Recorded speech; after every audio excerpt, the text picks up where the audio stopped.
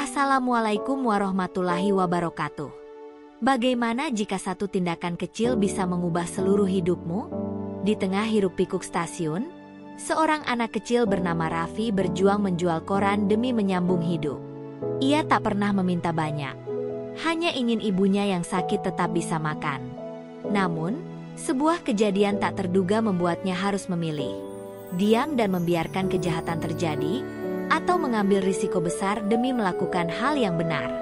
Apa yang tidak ia ketahui, keputusannya hari itu akan membuka rahasia besar yang tersembunyi bertahun-tahun. Sebuah kisah yang akan mengubah segalanya. Semoga yang sudah like dan subscribe selalu diberi rezeki yang melimpah, dan mari kita bersholawat di kolom komentar. Hujan baru saja reda, meninggalkan genangan air di peron stasiun senja. Langit masih mendung, seakan enggan mengizinkan matahari kembali bersinar sepenuhnya. Di antara hiruk-pikuk manusia yang berlalu lalang, seorang anak laki-laki berusia 10 tahun berdiri dengan koran-koran lusuh di tangannya. Bajunya kusam, celana pendeknya terlihat kebesaran, dan kakinya telanjang, menjejak dinginnya lantai stasiun yang basah. Anak itu adalah Raffi, seorang bocah yang setiap hari menjajakan koran demi sesuap nasi. Korannya, "Pak, berita terbaru hari ini. Murah, hanya 2.000 saja." Serunya dengan suara lantang, mencoba menarik perhatian orang-orang yang terlalu sibuk dengan urusan mereka sendiri. Tapi tak banyak yang peduli. Beberapa hanya meliriknya sekilas, beberapa lainnya mengabaikannya sepenuhnya. Perutnya keroncongan. Sejak pagi, ia hanya makan sepotong roti basi yang ia temukan di warung dekat pasar. Namun, ia tak mengeluh. Ia sudah terbiasa menahan lapar, sudah terbiasa berjuang sendiri di tengah dunia yang tak pernah benar-benar peduli pada anak sepertinya. Raffi berjalan menyusuri peron, matanya terus mengamati orang-orang di sekitarnya. Di bangku besi tua dekat loket tiket, ia melihat seorang pria tua duduk sendirian. Rambutnya putih, wajahnya penuh kerutan, dan sorot matanya kosong menatap jauh ke rel kereta. Jasnya tampak mahal, tetapi ada sesuatu dalam ekspresinya yang membuatnya terlihat rapuh. Seperti seseorang yang telah kehilangan sesuatu yang berharga. Merasa iba, Raffi menghampiri pria itu. "Kakek mau beli koran?" tanyanya sopan. Namun, pria itu hanya diam, seperti tak mendengar. Raffi hendak bertanya lagi, tetapi tiba-tiba sebuah gerakan cepat di sudut matanya menarik perhatiannya. Seorang lelaki dengan jaket hitam bergerak dengan lincah di belakang pria tua itu. Tangannya menyelinap ke dalam saku jas, menarik sebuah dompet tebal, lalu dengan cepat berbalik dan berjalan menjauh. Mata Raffi membelalak. Ia baru saja menyaksikan pencopetan terjadi tepat di depan matanya.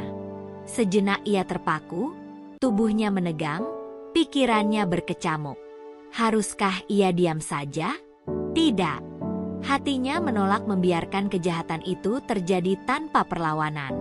Tanpa berpikir panjang, Raffi melemparkan tumpukan korannya ke lantai dan berlari secepat yang ia bisa. "Pencopet, berhenti!" teriaknya lantang, membuat beberapa orang menoleh. Namun, sang pencopet hanya menoleh sekilas sebelum mempercepat langkahnya, menyelinap di antara kerumunan. Jantung Raffi berdegup kencang. Ia tahu betul bahwa anak kecil sepertinya tak punya peluang melawan pencopet yang lebih besar dan kuat. Tapi ia juga tahu bahwa jika ia tak berusaha, maka pria tua itu akan kehilangan uangnya. Dan entah seberapa penting uang itu baginya.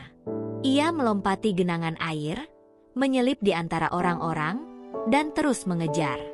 Kakinya yang telanjang terasa perih terkena bebatuan kecil di lantai peron, tetapi ia tak peduli. Satu hal yang ada di pikirannya, ia harus merebut kembali dompet itu. Pencopet itu melompat ke jalan kecil di belakang stasiun, berharap bisa kabur. Namun, Raffi tak menyerah. Dengan segenap tenaga, ia menerjang tubuh pria itu dari belakang, membuatnya terhuyung. Si pencopet terkejut, tak menyangka bahwa seorang bocah bisa seberani ini. Dengan gesit, Raffi meraih dompet yang hampir jatuh dari tangan pria itu dan menariknya dengan kuat. Pencopet itu mencoba merebutnya kembali, tetapi Raffi menggigit tangannya sekuat tenaga. Pria itu menjerit, lalu mendorong Raffi hingga jatuh ke tanah sebelum berlari menjauh. Dada Raffi naik turun, tangannya gemetar saat menggenggam dompet yang berhasil ia selamatkan. Lututnya berdarah akibat jatuh di atas aspal kasar, tapi ia tak peduli. Yang penting, ia telah mendapatkan kembali dompet itu. Dengan susah payah, ia bangkit dan berlari kembali ke stasiun. Nafasnya tersengal, tubuhnya basah oleh keringat, tetapi matanya bersinar penuh kebanggaan. Ia telah melakukan hal yang benar. Setibanya di peron, pria tua itu masih duduk di tempat yang sama. Ia tampak bingung, baru menyadari bahwa dompetnya telah dicuri. Dengan tangan gemetar, Raffi menyerahkan dompet itu kepadanya. Ini, Kek, dompet kakek. Pria tua itu menatap Raffi dengan mata terbelalak. Sejenak, ia seperti tak percaya bahwa seorang bocah kecil telah mengembalikan barang berharganya. Nak, bagaimana caramu mendapatkannya kembali? Raffi tersenyum samar, meskipun tubuhnya masih terasa nyeri. Aku hanya tidak mau melihat orang lain dirugikan, Kek. Di saat itu, tanpa Raffi sadari, nasibnya mulai berubah. Keputusan kecil yang ia buat hari ini akan mengantarkannya pada perjalanan yang tak pernah ia bayangkan sebelumnya. Raffi masih terengah-engah, tubuh kecilnya gemetar kelelahan, tetapi senyum puas terukir di wajahnya. Pria tua itu, yang kini memegang dompetnya dengan tangan bergetar, menatapnya penuh keheranan dan rasa haru. Nak, kau benar-benar anak yang baik, gumamnya, suaranya serak seperti hendak menangis. Namun, sebelum percakapan itu sempat berlanjut, suara teriakan dari belakang mengejutkan mereka. Tangkap bocah itu! Sebuah suara kasar menggema di antara kerumunan. Raffi menoleh dan melihat pencopet tadi kini datang bersama dua orang lelaki bertubuh besar. Wajah mereka dipenuhi amarah, tatapan mereka menusuk penuh kebencian. Raffi merasakan jantungnya berdegup lebih cepat. Ia tahu betul, jika ia tertangkap oleh mereka, ia mungkin tidak akan selamat dengan mudah. Tanpa pikir panjang, Raffi berbalik dan berlari sekuat tenaga. Tubuhnya yang kecil memungkinkannya menyelinap di antara orang-orang yang sibuk berlalu lalang, tetapi para pencopet itu tak mau menyerah. Mereka mendorong orang-orang di sekitar, memaki dengan kasar, sementara Raffi semakin mempercepat langkahnya, melewati peron demi peron yang basah oleh sisa hujan. Udara dingin menusuk paru-parunya, tetapi ia tak peduli. Di belakangnya, suara langkah kaki para pencopet semakin mendekat. Raffi melirik ke samping, mencoba mencari celah untuk melarikan diri. Matanya menangkap sebuah lorong sempit di antara dua bangunan tua di sisi stasiun. Dengan cekatan, ia melompat melewati tumpukan kardus dan menyelinap ke dalam lorong itu. Namun, para pengejarnya tak mau menyerah begitu saja. Salah satu dari mereka berhasil melihatnya masuk ke lorong, dan kini suara langkah kaki berat menggema di belakangnya. Raffi menggigit bibirnya. Ia harus menemukan jalan keluar, dan cepat. Di ujung lorong, ia menemukan pagar kawat yang sudah berkarat. Tanpa berpikir panjang, ia memanjatnya, merasakan besi tajam melukai telapak tangannya. Rasa perih menjalar ke seluruh tubuhnya. Tetapi ia tahu bahwa rasa sakit ini tak sebanding dengan apa yang bisa terjadi jika ia tertangkap. Dengan sekuat tenaga, ia melompati pagar itu dan jatuh ke tanah berkerikil di sisi lain. Saat ia bangkit, terdengar suara makian dari belakang. Salah satu pengejarnya mencoba memanjat pagar, tetapi tubuh besar mereka menyulitkan gerakan mereka. Ini adalah kesempatan Raffi untuk kabur lebih jauh. Dengan kaki yang sudah terluka, ia kembali berlari. Kali ini menyusuri gang kecil di belakang pasar, berharap bisa menghilang di antara kios-kios yang sudah mulai tutup. Darah menetes dari lututnya yang tergores, tetapi ia tak berani berhenti. Nafasnya semakin berat, dunia di sekelilingnya terasa berputar karena kelelahan. Namun, ia tetap berlari, menembus hujan rintik yang mulai turun lagi. Ia tak boleh tertangkap. Tidak sekarang, tidak pernah. Di tikungan, ia melihat sebuah gerobak kayu yang ditinggalkan. Tanpa ragu, ia bersembunyi di bawahnya, menahan napas sekuat tenaga. Beberapa detik kemudian, suara langkah kaki berat menggema di gang. Dia pasti ke sini. Cari dia. Suara salah satu pencopet terdengar garang. Jantung Raffi berdetak begitu kencang hingga ia takut suaranya akan terdengar oleh mereka. Ia menahan diri agar tidak bergerak sedikit pun. Dari celah kayu gerobak, ia bisa melihat sepatu para pencopet itu bergerak gelisah, mencari keberadaannya. Beberapa menit terasa seperti seumur hidup bagi Raffi. Ia memejamkan matanya, berdoa dalam hati agar mereka pergi. Hujan semakin deras, membuat suara di sekelilingnya samar-samar. Hingga akhirnya, salah satu dari mereka bersumpah kesal. Sial! Bocah itu licin. Sudahlah, kita cari dia lain kali. Langkah-langkah berat itu mulai menjauh. Raffi masih tak bergerak, menunggu hingga benar-benar yakin bahwa mereka telah pergi. Setelah beberapa saat, ia akhirnya menghembuskan napas lega, lalu perlahan merangkak keluar dari tempat persembunyiannya. Tubuhnya masih gemetar, luka-lukanya terasa lebih perih. Tetapi yang terpenting adalah ia selamat.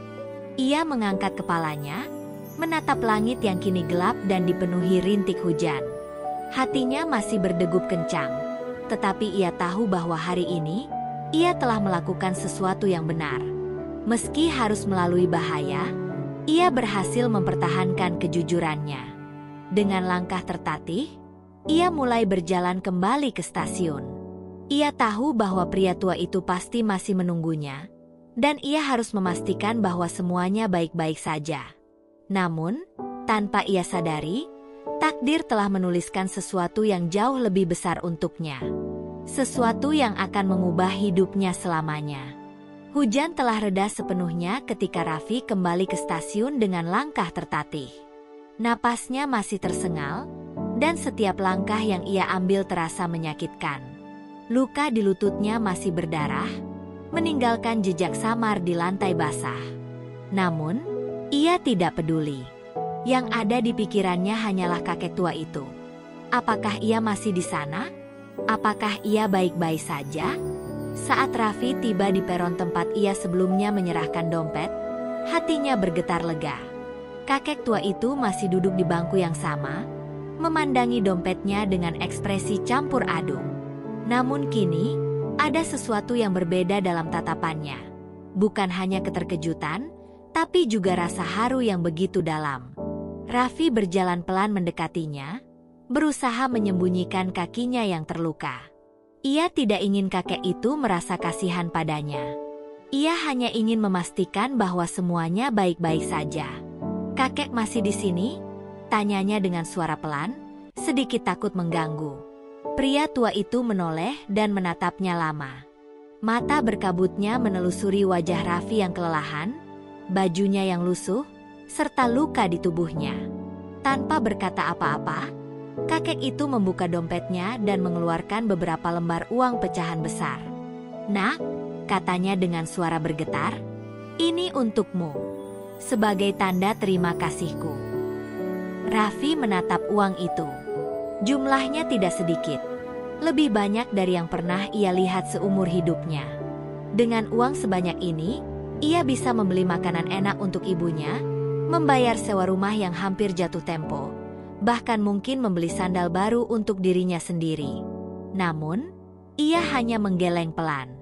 "Kek, aku nggak bisa terima ini," katanya lirih. "Aku cuma melakukan apa yang seharusnya aku lakukan." Pria tua itu terdiam. Tak ada yang pernah menolaknya seperti ini. Biasanya, orang-orang akan berebut mencari cara untuk menyenangkannya, mengharap balasan lebih banyak. Tapi anak ini berbeda. Kau berani mengambil risiko besar demi seorang yang bahkan tak kau kenal. Suara kakek itu terdengar penuh keheranan. Dan sekarang, kau bahkan menolak imbalan. Raffi menunduk. Ia tidak tahu bagaimana menjelaskan perasaannya. Ia hanya tahu bahwa sejak kecil, ibunya selalu mengajarkan satu hal.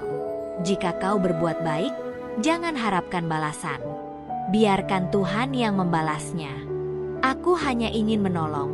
Kek, katanya pelan. Uang ini pasti lebih kakek butuhkan. Kakek itu tersenyum kecil. Tetapi sorot matanya menyiratkan sesuatu yang sulit ditebak. Kau ini seperti seseorang yang kukenal dulu, katanya lirih, lebih kepada dirinya sendiri. Jujur, keras kepala, dan penuh kebaikan. Hening sejenak.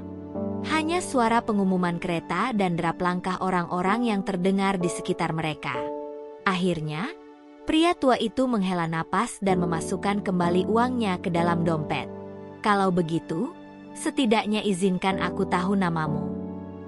Namaku Raffi, Kek. Raffi, pria tua itu mengulang nama itu pelan, seolah menyimpannya dalam ingatan. Kemudian ia tersenyum lembut. Aku Bram. Raffi mengangguk sopan. Ia tidak tahu bahwa pertemuan ini, sesederhana dan sesingkat apapun, akan mengubah seluruh jalan hidupnya. Bahwa pria tua yang kini duduk di hadapannya bukanlah orang sembarangan. Bahwa ada rahasia besar yang menghubungkan mereka, yang akan segera terungkap dalam waktu yang tak lama lagi. Malam mulai merayap ketika Raffi meninggalkan stasiun. Langkahnya masih tertatih akibat luka-luka yang ia dapatkan saat mengejar pencopet. Hawa dingin menusuk tubuhnya yang hanya berbalut pakaian tipis. Tetapi pikirannya masih dipenuhi pertemuannya dengan kakek Bram. Ada sesuatu dalam tatapan pria tua itu yang membuatnya merasa aneh.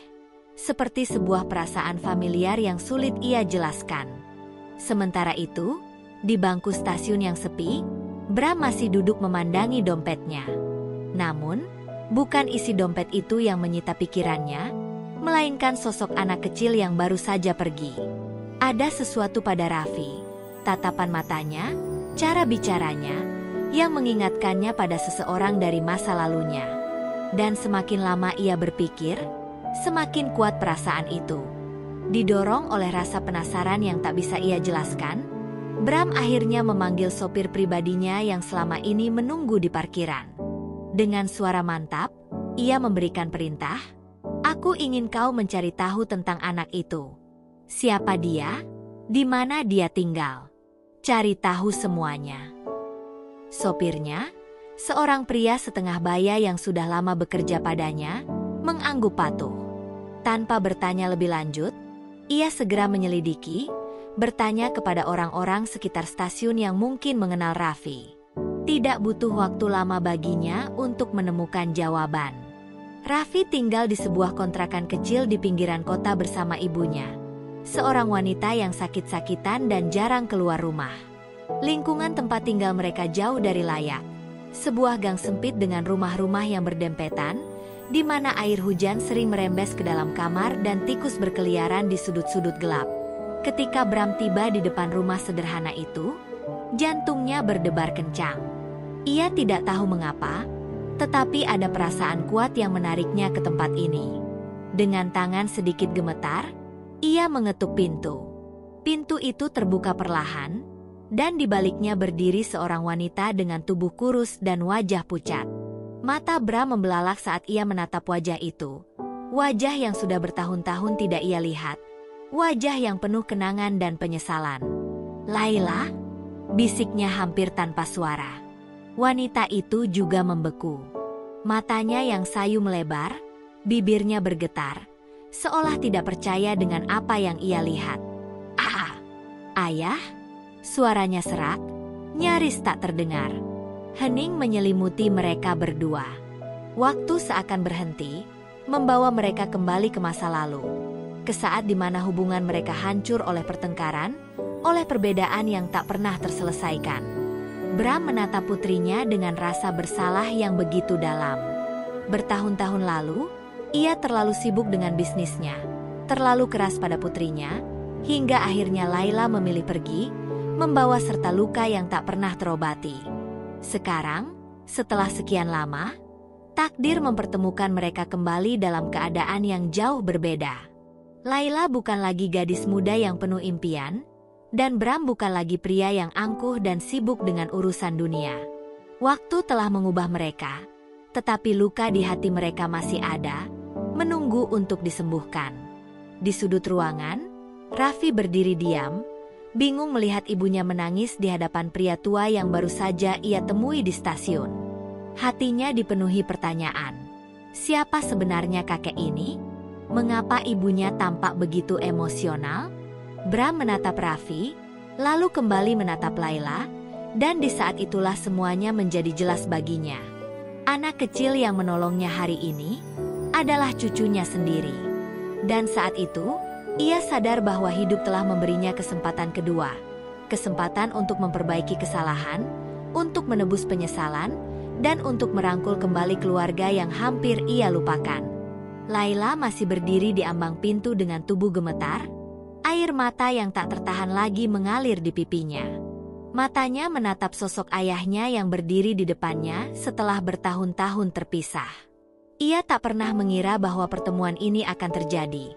Terlebih dalam keadaan seperti ini, di rumah sempit yang hampir roboh, dengan tubuhnya yang lemah karena sakit. Bram juga tak bisa berkata apa-apa. Matanya yang telah renta meredup oleh penyesalan yang begitu dalam. Bertahun-tahun ia mencari Layla, bukan karena ia tidak bisa menemukannya, tetapi karena egonya terlalu besar untuk mengakui kesalahannya.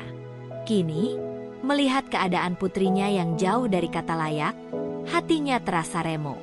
Layla, suara Bram bergetar saat ia mencoba melangkah lebih dekat. Aku sudah mencarimu selama ini. Aku tak menyangka kita akan bertemu seperti ini. Layla menggeleng pelan, suaranya lirih saat ia berucap. Ayah tidak mencariku. Ayah membiarkan aku pergi. Aku menunggumu. Aku berharap kau akan datang menjemputku, tapi kau tidak pernah datang. Suaranya pecah di ujung kalimatnya. Bram terdiam, tak mampu menyangkal kebenaran itu. Ia tahu, kepergian Layla adalah akibat dari sikap keras kepalanya sendiri. Ia selalu menganggap bahwa apa yang ia lakukan adalah yang terbaik untuk putrinya, tanpa pernah benar-benar mendengar isi hati Layla. Dan sekarang, akibat dari semua itu terpampang di hadapannya. Putrinya hidup dalam penderitaan, membesarkan anak seorang diri di tengah kemiskinan. Raffi berdiri di sudut ruangan, hatinya berdebar kencang. Ia tak sepenuhnya mengerti, tetapi satu hal yang kini ia sadari, kakek Bram adalah ayah dari ibunya.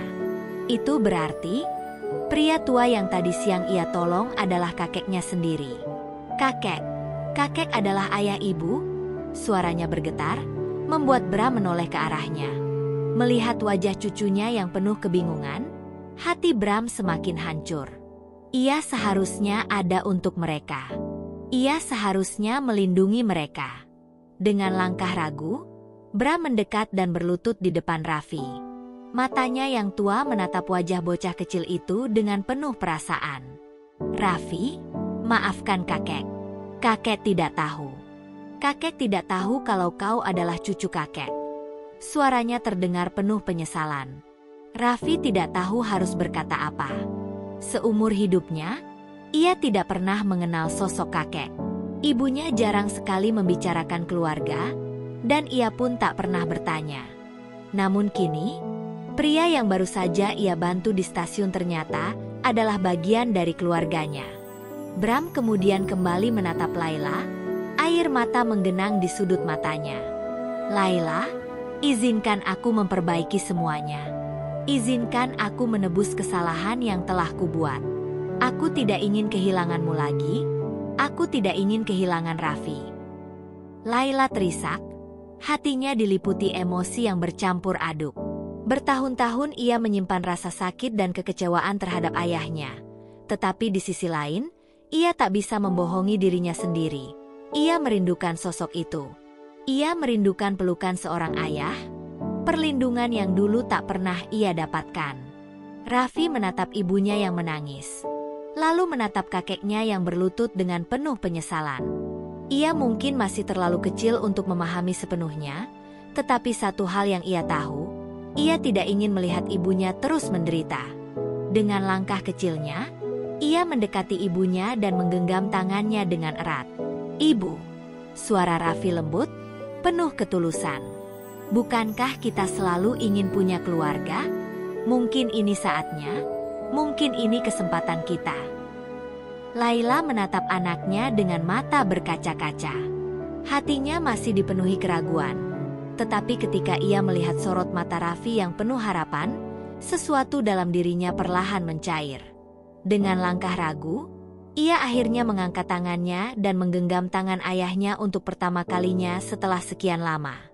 Bram terisak, jemarinya menggenggam tangan putrinya dengan erat, seolah takut kehilangan lagi. Di malam itu, di rumah kecil yang hampir roboh itu, sebuah keluarga yang telah lama terpecah akhirnya menemukan jalan untuk kembali bersatu. Dan bagi Raffi, ini adalah awal dari kehidupan yang tak pernah ia bayangkan sebelumnya. Malam itu, hujan turun lebih deras, membasahi atap seng rumah kecil tempat Raffi dan ibunya tinggal. Angin malam berhembus dingin, menyelinap melalui celah dinding yang rapuh. Namun, untuk pertama kalinya dalam bertahun-tahun, kehangatan yang sesungguhnya terasa dalam rumah itu. Bukan dari api atau selimut, melainkan dari sebuah keluarga yang akhirnya dipersatukan kembali setelah sekian lama tercerai-berai oleh kesalahpahaman dan penyesalan. Laila masih duduk di kursi kayu reot, tatapannya kosong menatap cangkir teh yang kini mulai mendingin di tangannya. Meskipun hatinya telah menerima kembali ayahnya, ada perasaan aneh yang masih mengendap dalam dirinya. Perasaan takut dan ragu. Apakah ini nyata? Apakah ayahnya benar-benar akan tinggal? Atau hanya sementara sebelum kembali menghilang dari hidupnya? Bram, yang duduk di seberang meja kecil itu, memperhatikan putrinya dengan penuh perasaan. Ia tahu bahwa luka yang telah ia torehkan bertahun-tahun lalu tidak akan sembuh dalam semalam. Namun, ia berjanji pada dirinya sendiri bahwa kali ini ia tidak akan pergi. Ia akan tinggal, akan melindungi mereka, akan menebus kesalahannya. Suara hujan yang berjatuhan di luar menjadi satu-satunya melodi yang mengisi ruangan. Raffi, yang sejak tadi duduk di lantai dengan kepala bersandar pada kaki ibunya, perlahan mengangkat wajahnya dan menatap kakeknya. "Kakek, apa kita sekarang benar-benar keluarga lagi?" tanyanya polos, suaranya penuh harapan. Bram tersenyum lembut. Matanya yang berkabut menyiratkan penyesalan sekaligus kehangatan. Ia mengulurkan tangannya, mengusap kepala cucunya dengan penuh kasih sayang. "Tentu saja, Raffi. Kita selalu keluarga. Aku hanya butuh waktu lama untuk menyadarinya," katanya lirih. Laila mengalihkan pandangannya ke jendela. Dalam hatinya, masih ada bekas luka yang sulit dihilangkan. Namun, melihat bagaimana ayahnya kini memperlakukan Raffi, cucunya sendiri, dengan penuh cinta, ia mulai berpikir bahwa mungkin, hanya mungkin, kesempatan kedua ini adalah sesuatu yang benar-benar patut ia berikan. Malam semakin larut, dan Bram akhirnya memutuskan untuk pergi ke hotel terdekat. "Aku akan kembali besok, Laila," katanya sebelum melangkah keluar pintu. "Aku ingin membantu. Aku ingin memastikan kau dan Raffi hidup lebih baik." Laila tidak menjawab. Ia hanya menatap punggung ayahnya yang perlahan menghilang di balik derasnya hujan. Ada perasaan berat di dadanya. Tetapi entah mengapa, juga ada sedikit harapan yang mulai tumbuh. Keesokan paginya, suara deru mobil terdengar di depan rumah kecil mereka.